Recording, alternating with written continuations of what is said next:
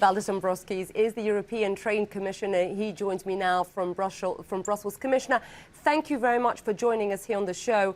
And congratulations, first of all, on this breakthrough. I know you've been working intensely on this for some time. It has taken 17 years. So why now? What clinched it, sir? Indeed. Today we achieved a major breakthrough. So we managed to ground the Airbus-Boeing dispute and agree on a collaborative approach how we'll be cooperating in the area of large civil aircraft. Obviously, the preparation of the EU-U.S. summit, in a sense, was a answer why exactly today, but it must be said that initially we agreed on a 4-month suspension of tariffs. So all in all, we saw since the very beginning a much more cooperative approach from the new U.S. administration, from the Biden administration. So I'm glad that we managed to bring this dispute to the end, and can concentrate actually how EU and US is working together to address future challenges. We'll talk about the challenges in a moment. You mentioned the Biden administration. How much has Mr. Biden administration been more conciliatory stance toward trade? How much has his stance compared to former President Trump helped push along these negotiations, sir? Definitely, we see a lot of difference both in style and substance. It concerns both our bilateral agenda, where we not only grounded Airbus-Boeing dispute, we also today reached an agreement to create a Trade and Technology Council, where we will cooperate on new and emerging technologies. We are now working also towards resolving our dispute as regards steel and aluminium.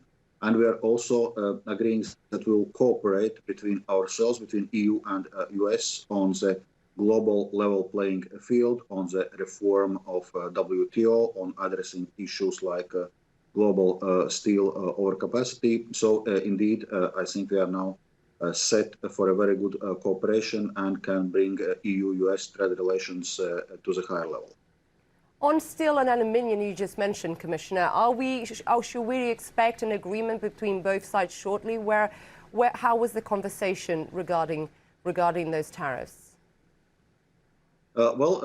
During today's summit, we committed to work towards resolving this dispute by the 1st of December, and we had previously already conversations bilaterally with Commerce Secretary Raimondo, with U.S. Trade Representative Ambassador Tai, and we agreed how we'll be approaching this and working now very intensively between now and 1st of December.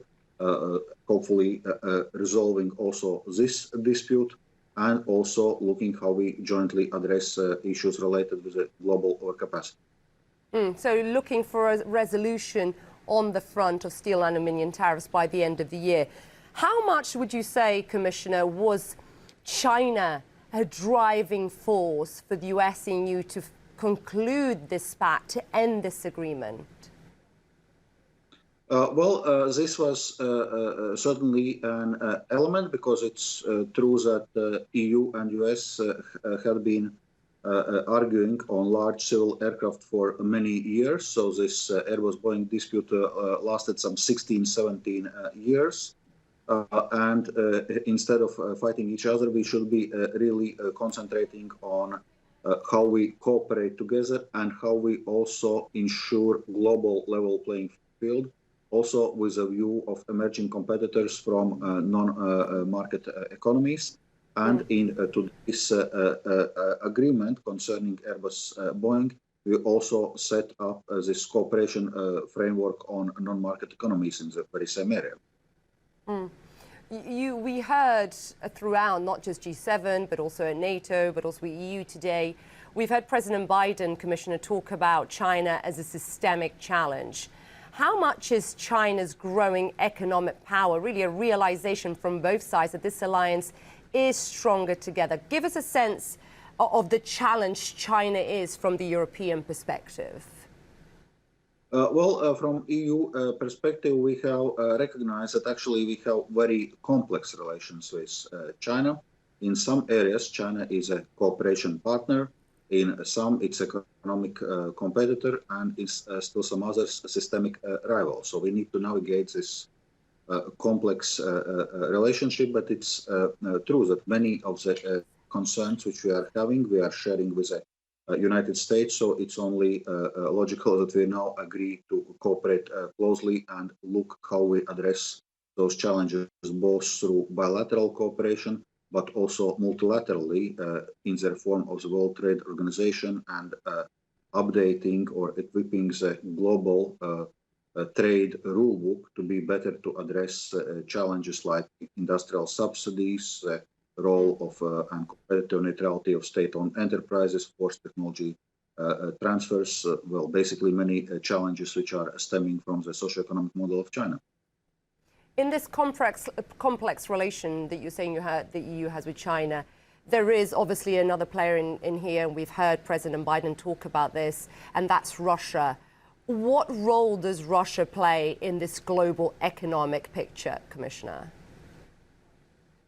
Well, as regards Russia, it must be said that our relations with Russia had become more complicated, and there are many issues of concern concerning Russia's aggressive behavior, invading neighboring countries, spreading disinformation, basically undermining democracies, not only in Europe, but I would say across the world. So we really need to work together to address also these challenges posed by Russia. And I would say in this case, it's maybe not so much like economic challenges which we are facing, but rather this aggressive behavior. EU Trade Commissioner Valdis Dombrovskis speaking to me. Thank you very much, sir, for taking the time to speak to us here on Quest Means Business. And congratulations once again. Thank you. Now.